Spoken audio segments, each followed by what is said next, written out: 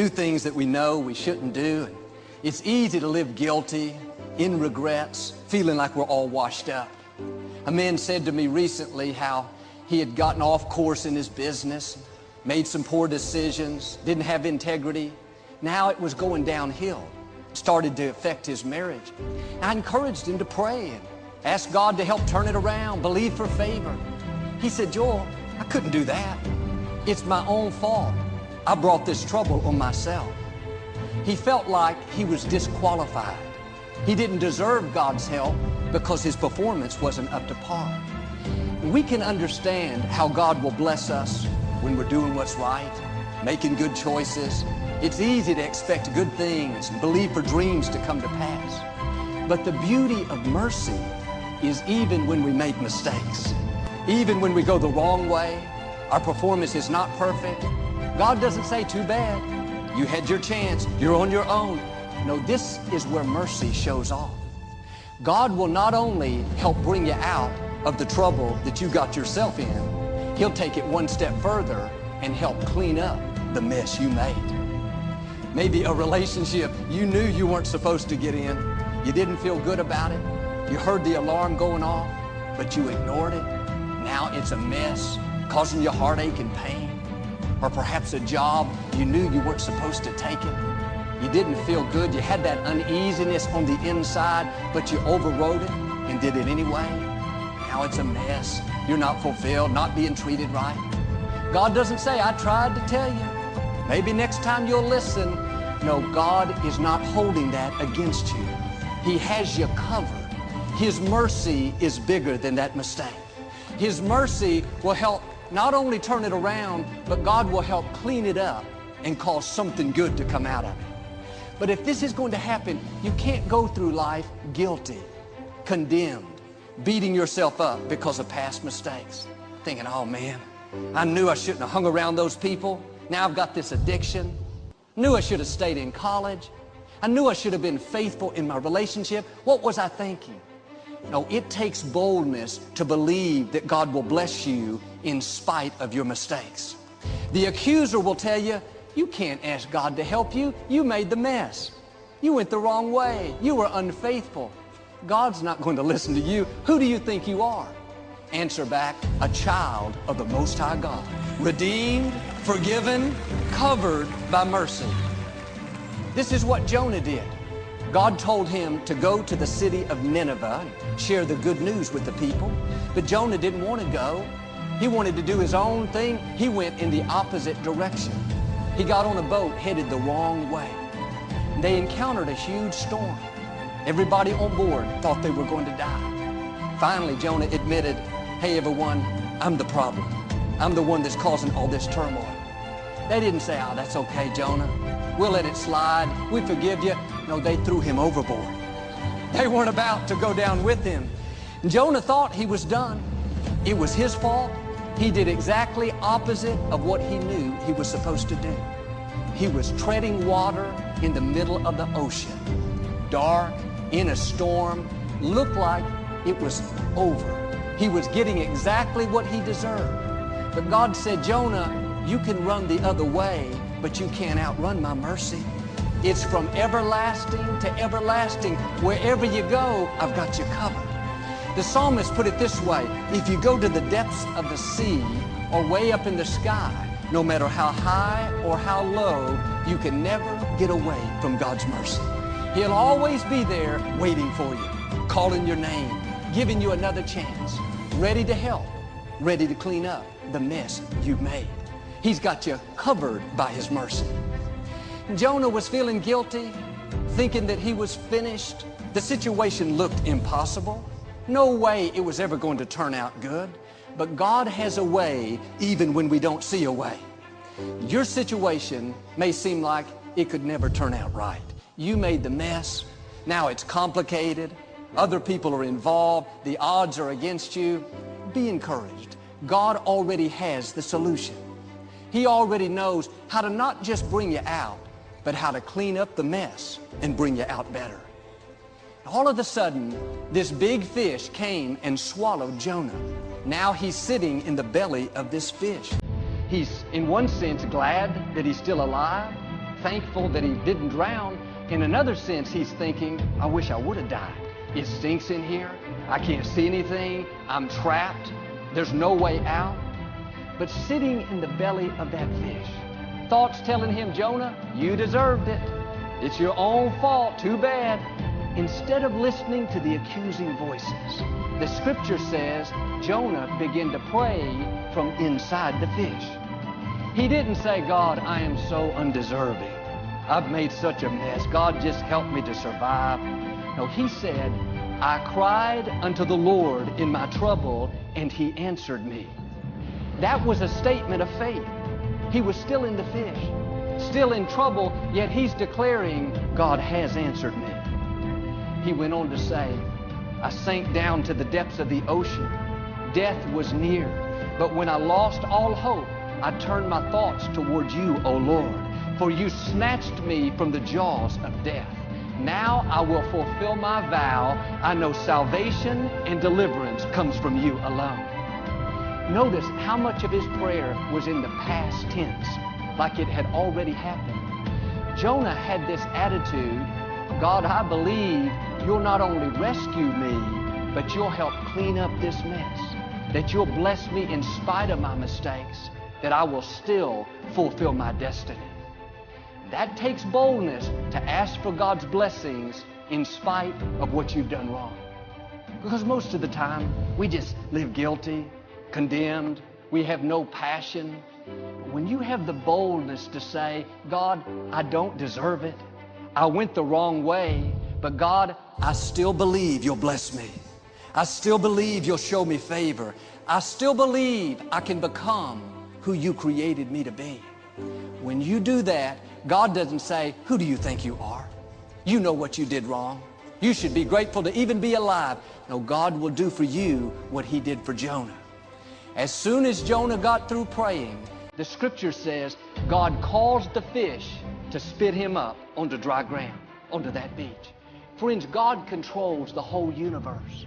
God can cause whatever's holding you back right now. The dysfunction, the addiction, the sickness, the legal problem, God can cause it in a split second to set you free, to release its hold. God is in control even of our enemies. When Jonah came out of this well, washed himself off, thrilled to be alive. He knew it was the mercy of God. And that could have been the end of the story. That would be great. God rescued him, saved him from trouble.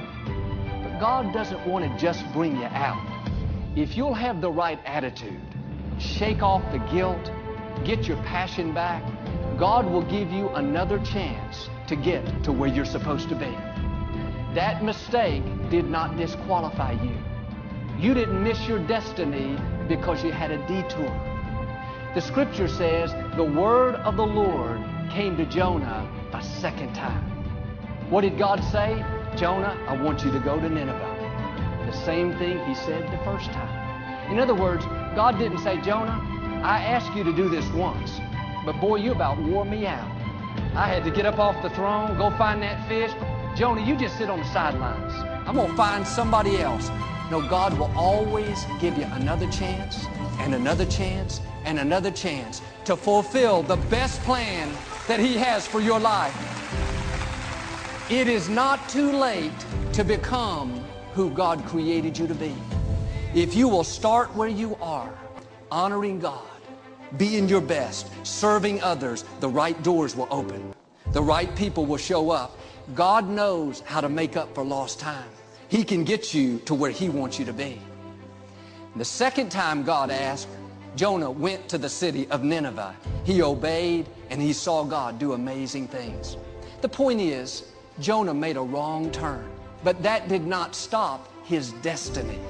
God said, Jonah, you had a detour, but that's okay. I've got you covered. My mercy is bigger than that mistake. I still want you to go to Nineveh. I still want you to fulfill my best plan for your life. Maybe like Jonah, you've made some mistakes, taken some wrong turns. It's easy to sit on the sidelines of life and think, oh, Joel, I can't expect God to bless me. You don't know what I've done.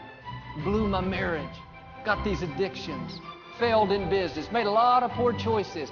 No, you are no different than Jonah. You can either sit there on the beach, so to speak, and just be glad you're alive, or you can rise up like he did and say, God, I blew it. I don't deserve it, but I know salvation and deliverance comes from you. Lord, I believe that you can turn this mess around and still help me become who you created me to be. If you'll have an attitude like that, the word of the Lord will come to you a second time. God will give you another chance. You may be in the middle of a mess right now. It was your fault. No excuse. You don't see anything good in your future. But be encouraged. God has you covered. He's saying to you what he said to Jonah, I still want you to accomplish your dreams. I still want you to have a great marriage. I still want you to live happy, healthy, and whole. I still have a destiny for you to fulfill. We can all look back in life and see times where we made the mess, but God cleaned it up. We lost our temper and said some things that got us into trouble. We should have lost our job, but God showed us mercy, cleaned up the mess. We still have it today. Or we were unfaithful in a relationship. We should have lost our marriage. We made the mess, but God showed us mercy, cleaned it up. Today we're restored with a healthy, happy family. And a lot of times when people see us blessed and enjoy in life, they think it's because we did everything right. We didn't make any mistakes. But the truth is, there were times we made a wrong turn like Jonah, but God caused it to turn out right. We took the wrong job. We got involved with the wrong people. We said the wrong things, but God caused it to all work together for our good. There were some mountains we knew we weren't supposed to climb, but the opportunity looked so good, we did it anyway. We got halfway up and realized this is not what I thought it should be. I can thank God that he brought me off of mountains that I was never supposed to be on in the first place. He could have left us there and say, hey, learn your lesson, maybe next time. No, the good news is we've been covered by mercy. One time this business opportunity came along. It was so appealing to me, I didn't have to pray about it. I didn't have to think twice. I knew it was something I wanted to pursue.